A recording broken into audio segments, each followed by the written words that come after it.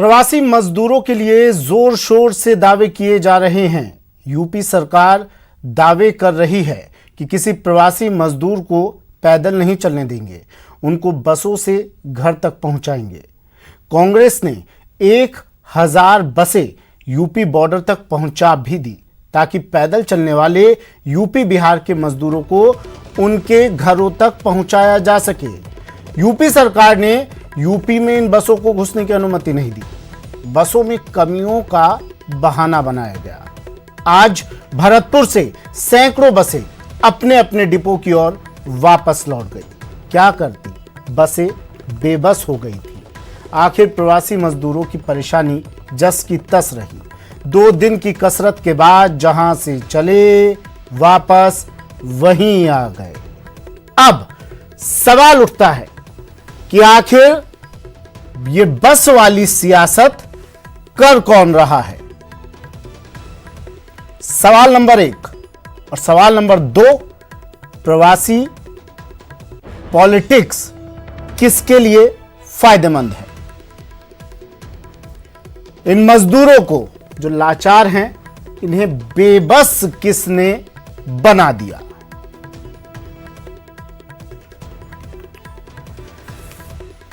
तो किसने बनाया इन मजदूरों को? लाचार तो थे ये, बेबस किसने बनाया?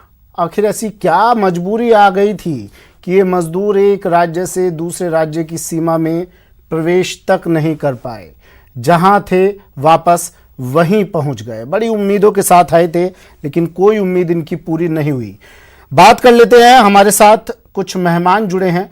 कांग्रेस से प्रवक्ता अर्चना शर्मा जी हमारे साथ जुड़ी हैं। कांग्रेस प्रवक्ता हैं, काफी अच्छा बोलती हैं, हर सवाल का जवाब अर्चना जी के पास होता है। स्वागत है अर्चना जी आपका प्राइम डिबेट में। अशोक लाहोटी जी विधायक हैं बीजेपी से। स्वागत है अशोक लाहोटी जी आपका भी।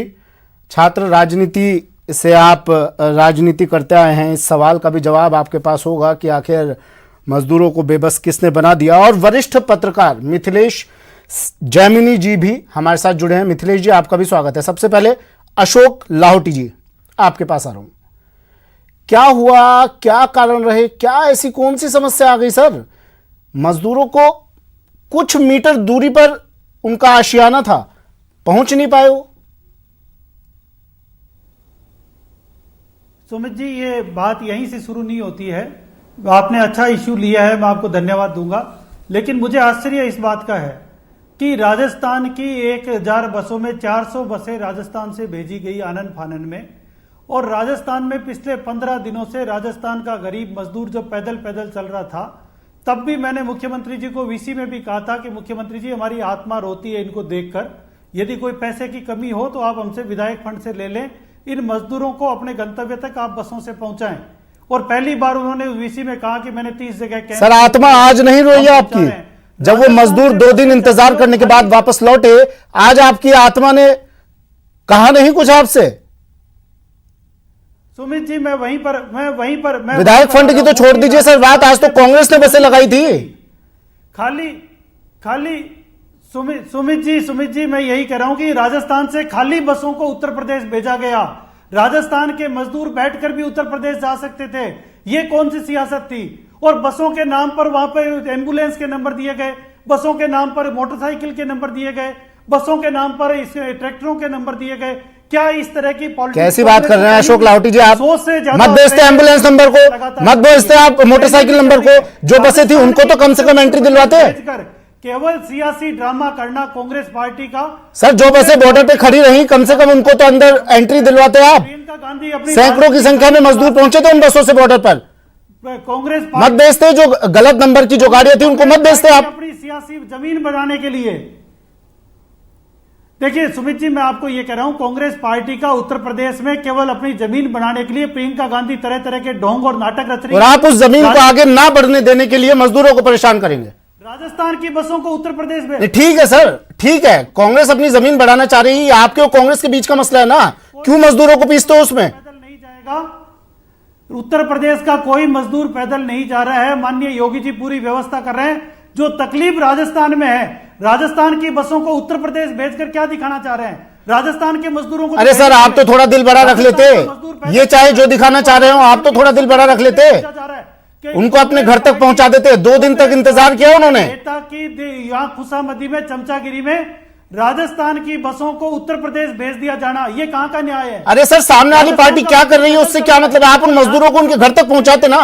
वो चमचागिरी कर रहे हैं, वो राजनीति कर रहे हैं। वो जब बॉर्डर पर आए, अपनी बसों से आए, उनको कम से कम उनके घर तक तो पहुंचा देते।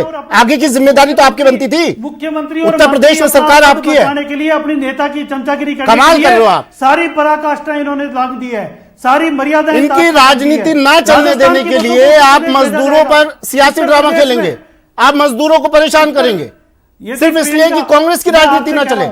कमाल कर रहे हो अशोक जी। ऐसे अर्चना जी, अशोक जी, आप मेरी, या तो आप मेरी बात सुन ले, सुनाइए। आप मुझसे जवाब मांग रहे, आप मेरी बात सुन ले, आप मुझे पूरी बात रखने दें जी। यदि प्रियंका गांधी जी को उत्तर प्रदेश के मजदूरों की यदि बसें लेके जानी थी तो उत्तर प्रदेश से बसें किराए पर करती, राजस्थान की बसों को। अरे तो सर, आप कहते ना, आप कह देते ये बात। उत्तर प्रदेश में बसें नहीं मिलती क्या? योगी आदित्यनाथ कह देते, उत्तर प्रदेश के मुख्यमंत्री कह देते कि मैं बसें भेज रहा हूं। उत्तर प्रदेश भेजा गया। ये क्या राजस्थान का मजदूर पैदल दिखता? राजस्थान में पैदल मजदूर हजारों किलोमीटर पैदल चल रहा है, तपती धूप में पैदल सर ये बात आप तब कहते तो ज्यादा बेहतर होता है जब आप उन मजदूरों को उनके घर तक पहुंचा देते। आपने उन मजदूरों को बैरंग वापस लौटा दिया। ये कौन सा न्याय है सुमित जी? राजस्थान की बसों, सर मजदूर तो मजदूर है, राजस्थान का है, उत्तर प्रदेश का है, झारखंड का है, बिहार का है, मजदूर परेशान है। तो राजस्थान के मजदूर, हम लोग ये सोच रहे थे कि कम से कम इस वक्त पे तो तमाम पार्टियां एक साथ मिलकर काम करेंगी, लेकिन अब भी वही चल रहा है। राजस्थान की बसों को लेकर जाते, राजस्थान की बसों को लेकर जाते, वो राजस्थान की बसों में राजस्थान के मजदूरों को तो लेकर जाते। कांग्रेस पार्टी मजदूरों के नाम पर केवल सियासत कर रही है। राजस्थान में आप इस सियासत नहीं होने देंगे, मजदूरों की बात की, आप इस सियासत नहीं होने देंगे। चलिए अर्चना जी जवाब दे दीजिए आप। राजस्थान ने, अर्चना जी जवाब दे दीजिए आप। सवाल ये पूछा जा रहा है कि क्यों